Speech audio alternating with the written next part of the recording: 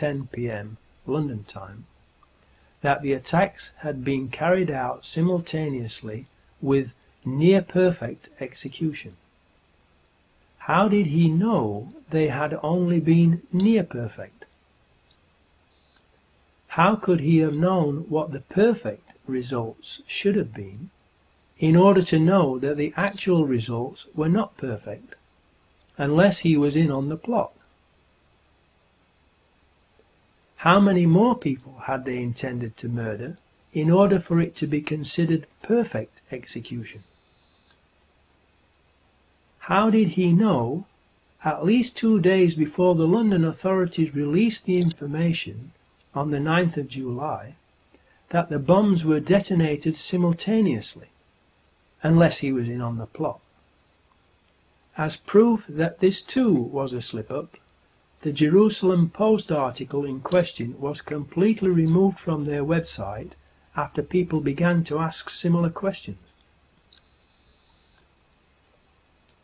The following day, Police Commissioner Ian Blair also made a slip-up on camera and said that there were 4 miserable bombers, and then very quickly corrected himself, showing that he too possibly had foreknowledge of the plan to use 4 Muslims as patsies.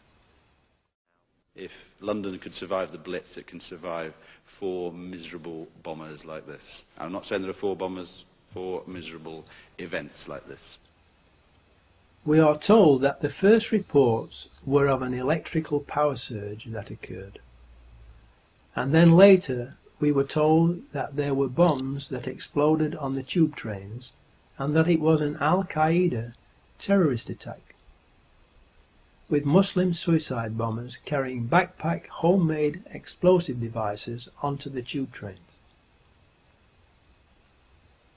A couple of weeks later, a Brazilian contract electrician is brutally and publicly murdered on a tube train, and again we are told lies by the police and media about him. He was a contract electrician. For whom had he been working, and what had he been working on in the days leading up to the 7th of July 2005? Remember that the first reports from the media about 7/7/2005 were of an electrical power surge, and John Charles de Menezes was a contract electrician. Was he hired as part of the terrorist exercise's 1,000 people to wire up devices for mock explosions to be set off by a power surge? Did he see the explosive devices being fastened under the tube train carriage floors and later realize what had really happened and was starting to talk about it? Did they, the hierarchy enslaving you, publicly execute him to shut him up and as a warning to others to keep their mouths shut? We have been unable to find out where he worked. We know about his cousins who live in London and his family coming over from Brazil, but we do not know where he worked. Why? Who is the person calling himself Richard Jones and claiming to have been next to the suicide bomber on the bus and a witness to the bus bombing?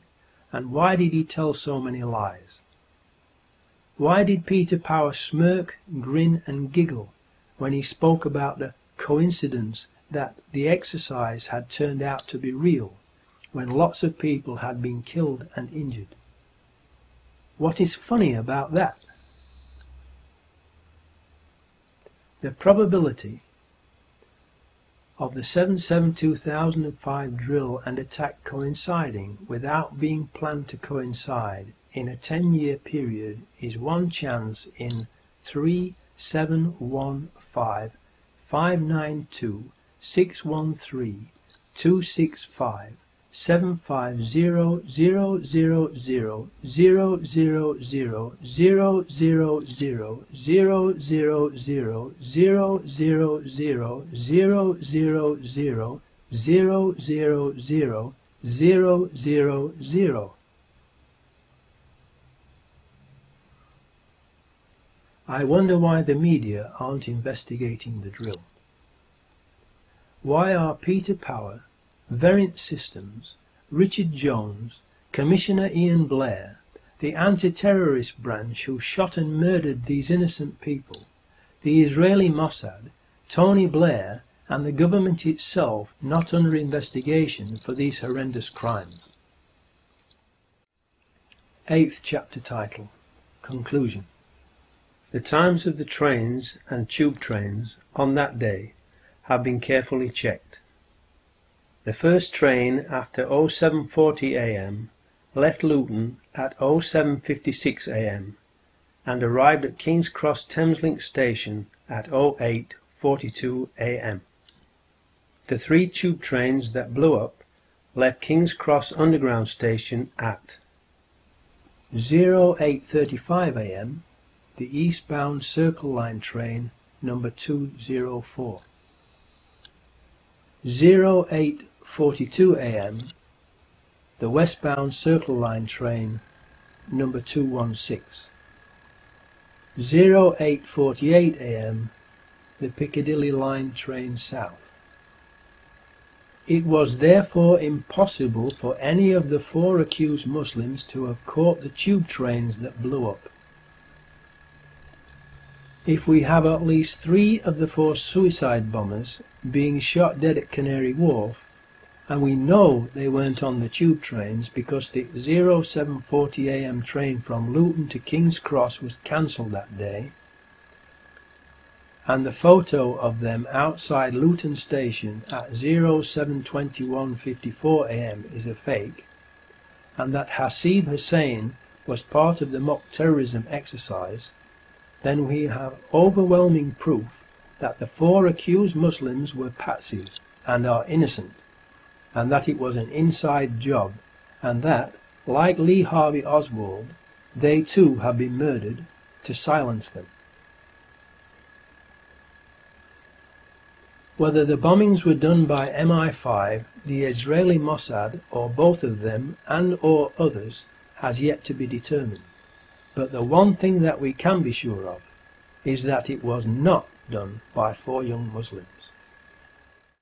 9th chapter title, Epilogue. Hopefully, among the security services, there must be at least some decent, honest people who know that the official story is a pack of lies and are troubled by it.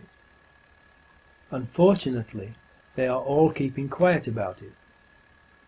We need them to have the courage to come forward and say what they know and arrest their evil colleagues and bring them to justice if they don't want to be also condemned as accomplices of the government and media criminals who committed treason and mass murder that day and helped to cover it up, enabling the Orwellian Big Brother police state plans for Britain to pick up steam, and the real perpetrators, the New World Order government terrorists, to plunge the world into World War III and Armageddon.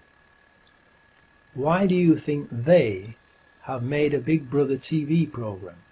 To program people's minds and get them used to the idea of living under constant surveillance, and to like it, and volunteer to take part in it. Why do you think they are called programs? It is because they are used for mind control, brainwashing, programming of the public's minds into obeying and sleepwalking whilst following their New World Order hidden agenda. The sleeper must awaken. The sleeper must awaken. The television is the greatest mind control and propaganda weapon ever invented. Do you think you should be paying for a TV license to fund all their programming of your mind and the lies and propaganda they are broadcasting to deceive, brainwash, control and enslave everyone, including you? Does the TV and watching it not already control most of your life and the way you think? Do you think you should be paying for all those CCTV cameras and their operatives to spy on you everywhere you go, so they can enslave you and fine you, thereby stealing your money for doing nothing wrong? especially when they use your own money from those fines and taxes to pay for even more CCTV cameras, so you have even less privacy and freedom. And then they claim that the cameras do not work when there is a real crime being committed by the people who control the cameras. Don't you realize that in paying fines and taxes you are actually paying for the chains they are using to enslave you with? Wake up, look and see the reality that you are actually paying for them to turn you into their slave. The government is continually and illegally passing new legislation to restrict your freedom and obtain more and more information about you to control you, and yet they themselves are becoming more and more secretive and out of control. They have turned the relationship between the people and government into the opposite of what it should be. It should be public servants serving the people, not the people serving public government masters or, more accurately, dictators. Please, for your own sakes, make copies of this film for everyone you know and for the media outlets in your area, to wake them up and let everyone know the truth, so that the public will give the decent, honest people in the security services their support and encouragement to tell the truth and arrest their evil colleagues. Long live the fighters. Muad'Dib.